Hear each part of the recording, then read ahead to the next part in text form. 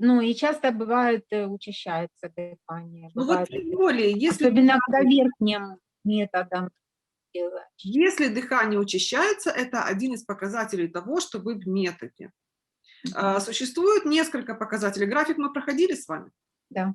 Да. Значит, первый и самый главный показатель – недостаток воздуха. Да? Он встречается, ну, 95% людей, которые сидят в методе. Но и не людей, а практик, скажем так, тренировок. Потому что бывает так, что ты сидишь в методе, чувствуешь, что дыхание уменьшилось, недостатка воздуха не ощущаешь. Иногда так случается, иногда так бывает. Очень редко, но бывает. Существуют другие показатели. Это снижение паузы во время метода. То есть, когда мы входим в метод, мы меряем паузу до метода, через 5-10 минут пауза может упасть, и это правильно, потому что мы сидим в нагрузке.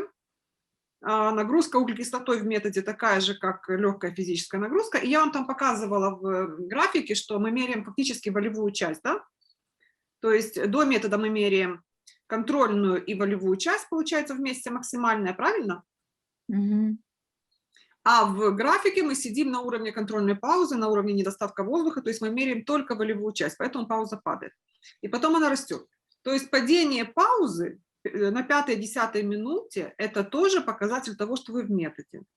Повышение пульса – это показатель того, что вы в методе. Вот дети приходят, например, ко мне, у них там паузы, ну как им померить? Ну, очень сложно 5-6 лет ребенку померить паузу. Ну, мы меряем, конечно, но все-таки, если она у него, допустим, до метода 6, попробуй пойми, там она в методе у него 4, 3, вообще непонятно, там секунда туда-сюда. Поэтому я учу маму, например, меряем пульс, причем мерить пульс не надо 60 минут. Все время, да, вот отсчитывать эту минуту, 60 секунд в смысле, отсчитывать минуту. На ощупь померили пульс, приблизительно запомнили там несколько секунд, сели в метод, это вы так можете делать, сели в метод, прошло там, допустим, минут 5, приложили, ага, сердце бьется чаще. Этого достаточно, это уже показатель того, что вы в методе, один из показателей, да. Ну какая разница там чаще оно бьется, на 10, на 15 единиц, это уже не важно. Вам нужно проверить, в методе вы или не в методе, например, да? Если у вас нет недостатка воздуха, что встречается редко. Потому что метод Бутейко – это что? Последний Недостаток воздуха. Недостаток воздуха, правильно.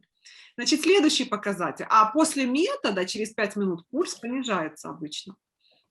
Вот, теперь давление может повышаться в методе на 5-10 единиц. Причем человек это не чувствует. И я всем рассказываю, что это легкая тренировка сосудов.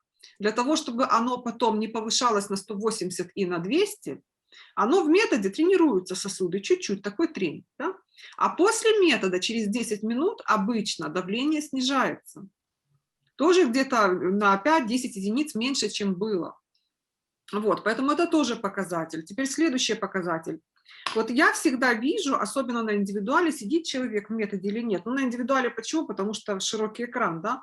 Здесь я тоже, в принципе, часто вижу, человека пошатывает иногда. Вот особенно дети, когда приходят, он сел в метод, дети легко понимают, за 3 минуты они уже в методе.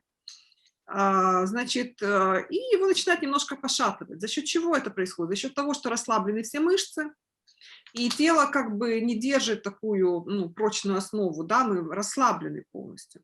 И вот когда идет такое легкое пошатывание, уже можно сказать, что ребенок в методе там, или взрослый. Теперь, что еще? Ну, потение может быть, да, в методе, тепло.